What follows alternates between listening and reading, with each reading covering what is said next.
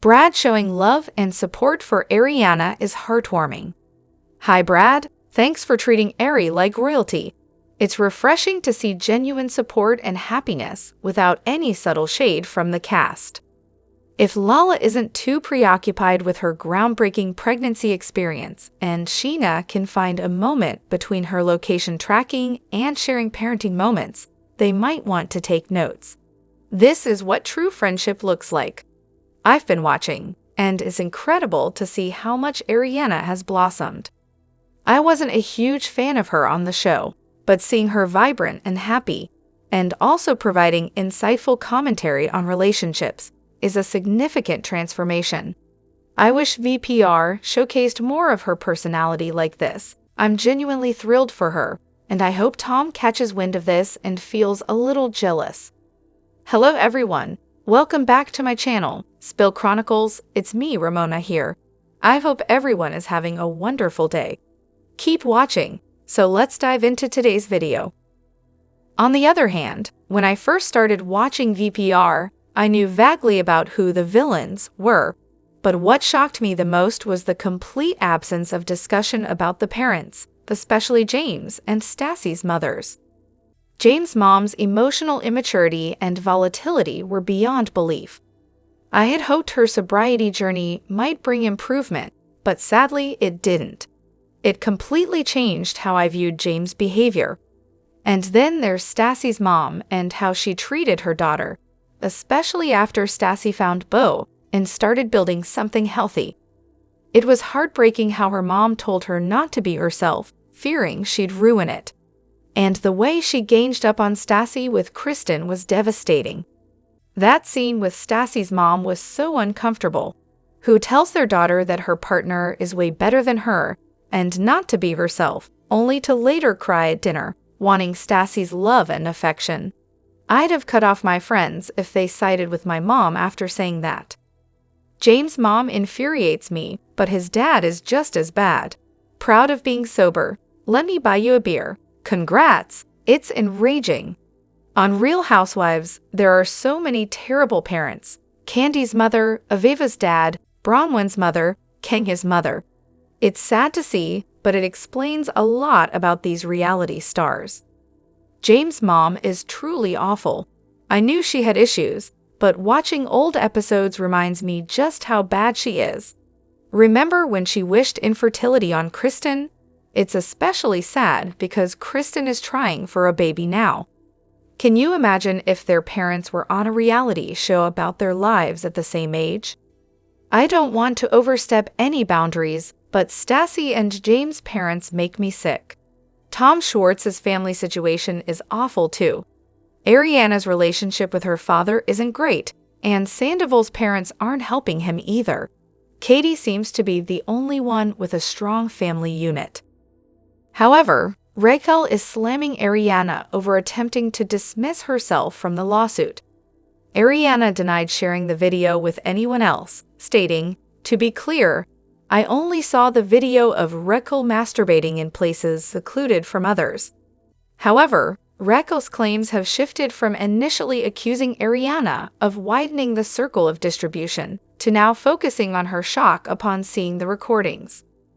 She has backtracked on her allegations that Ariana knew about the affair beforehand and even encouraged it as a storyline for season 11. It's appalling that Raquel is suing Ariana after betraying her trust so profoundly. Her behavior lacks empathy, and it's hoped the court will dismiss the case against Ariana and require Raquel to cover her legal fees.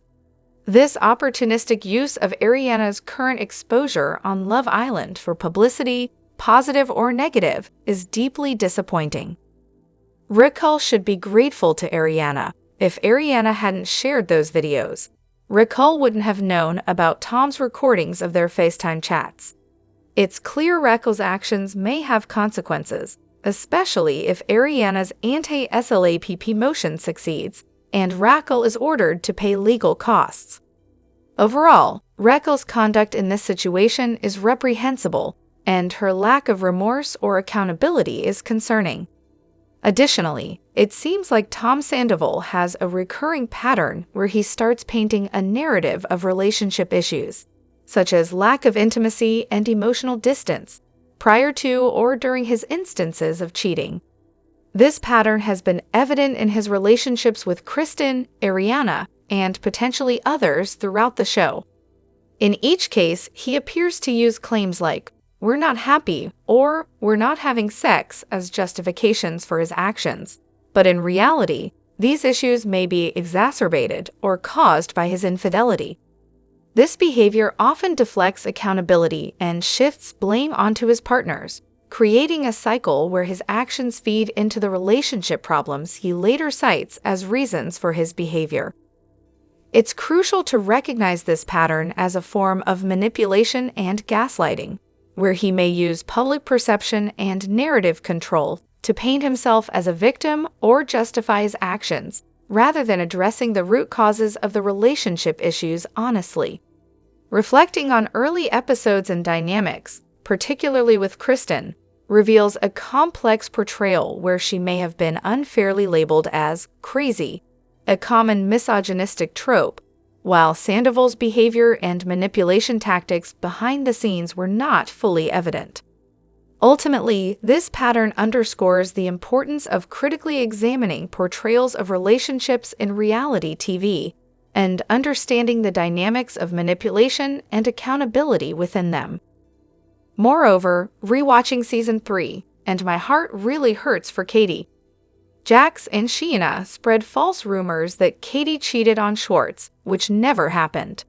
Meanwhile, Schwartz lets Jax yell and insult Katie without defending her. Then, Katie hears from Kristen that Schwartz cheated on her, and when she confronts him, he finally admits it. The emotional turmoil she must have gone through is unimaginable. Not only did she have to deal with rumors about herself, but she also had to face the truth about her boyfriend's infidelity. I've always liked Katie from the start and couldn't understand why she got so much hate early on. I'm glad people are finally seeing Schwartz for who he is. I started watching VBR when Sandoval broke out. I began watching backward, entire season 10, then 9, then 8, then 7, and finally watched seasons 1 through 6 in order. Initially, I thought Katie was the problem, but watching from the beginning changed my perspective completely. I don't blame Katie for losing her cool. In her shoes, I think I would have lost my mind too. It's frustrating that when the Schwartz and Sheena Vegas incident came out, no one called out Sheena for starting the motorboating rumor that same year or for inviting Schwartz to events while excluding Katie. Sheena is to Bravo what Trump is to Newsmax. And it will never not crack me up that Jax even managed to say shitty things about Katie during the Faith tapes. How much is that woman running through his head that he can't stop talking about her?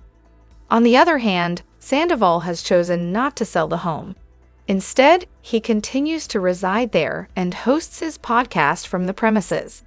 In a video featuring his podcast, I couldn't help but notice the familiar wallpaper that adorned the home once shared by Ariana and Tom. It reminded me of the meticulous care Ariana put into decorating and furnishing their space. It also highlighted how abruptly he has reappropriated that space, which Ariana no longer has access to. The scandal that fractured their relationship now serves as fodder for his podcast, prominently featuring the very home Ariana poured so much effort into perfecting. If Ariana were to see this, she might reflect on the time and attention devoted to making that home theirs. His actions seem beyond measure in their cruelty and indifference, a reminder of the affair that tainted their home. Those who have supported him should be ashamed. He's acting irresponsibly, and it's clear that he is. All I can think is, thank goodness she never married or had children with him. If he's this petty and callous over a house, custody battles, or financial disputes would be a nightmare. I hope Ariana has a sharp attorney who can meticulously document every financial loss caused by his actions. He's shown recklessness with money before, so recovering damages might be challenging. My contempt for him knows no bounds. Here's a thought. Does it really matter if he still resides in that home? he will never surpass Ariana or achieve her level of success. Yes, it's regrettable that the time and effort she invested in their home now seem wasted, just like her time invested in him. A fresh start would be ideal, but only after ensuring fair financial resolution regarding the home. Perhaps he remains there not out of cruelty, but because it's all he can afford or has left. However, thanks to Tom Sandoval, I've started incorporating a new skincare routine that includes shaving my forehead, and I must say, it's been surprisingly effective. Initially, I thought he did it due to excess forehead hair, not sure why, but after hearing him explain how it helps remove dead skin, I decided to give it a try. Over the past few weeks, especially since I use retin-A-tretinoin cream regularly and need to exfoliate more often, I found it quick and easy. My forehead feels smoother than ever. I've also started shaving my nose, and the results are equally impressive. While Tom might not excel at everything, I've learned to pay attention when he shares skincare and beauty tips. He really knows his stuff. This technique, known as dermaplaning, has specific tools and techniques, so it's best to avoid using a razor meant for shaving your head. Additionally, just diving into Season 9, and I already have thoughts after just 4 episodes. Firstly, Tom planning James' engagement feels unsettling, especially knowing what unfolds in the next season. Brock's backstory is shocking: abandoned children, restraining orders, and no contact with his kids. It's hard to fathom how Sheena could defend such actions. Moving across the world for better opportunities while leaving your own children behind is deeply troubling. And giving your new daughter a name similar to your older daughter adds another layer of complexity. Whatever happens with Randall pales in comparison to this. While having children young is challenging, Brock was in his 20s and had been with Sheena for 4 years by then, hardly an excuse. Why did Jax and Brittany leave? I know Stassi was fired, which begs the question why Brock wasn't. But what happened to the duo that was Jax and Brittany? Despite their absence, the group hangouts seem somewhat calmer, even during conflicts. Binge-watching this season gave me serious whiplash, jumping from 2019 to 2021. Suddenly, James is 2 years sober, and there are 2 babies in the cast. Talk about a whirlwind. Schwartz is really frustrating me. He needs to stand up for himself. I know he ends up divorced, but I believe Katie should get her due since they had a prenup, not a postnup from what I can tell. Jax was fired for racism, and Brittany supposedly stood by him, leading to their departure. It's understandable to relocate for professional sports opportunities in Europe or the US, akin to military or other jobs where families may eventually join once things stabilize. Moreover, I think Lala probably hasn't watched, as it might overwhelm her. Sheena's a bit of a question mark for me. Sandoval seems like he might host a viewing party with lots of pasta and provide commentary throughout.